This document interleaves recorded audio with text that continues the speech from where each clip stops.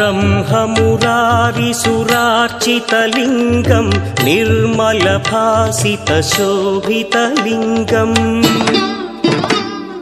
जन्मज दुःखविनाशकलिङ्गं तत्प्रणमामि सदा शिवलिङ्गम् देवमुनिप्रवरार्चितलिङ्गं कामदहन करुणाकरलिङ्गम् रावणदर्पविनाशकलिङ्गं तत्प्रणमामि सदा शिवलिङ्गम्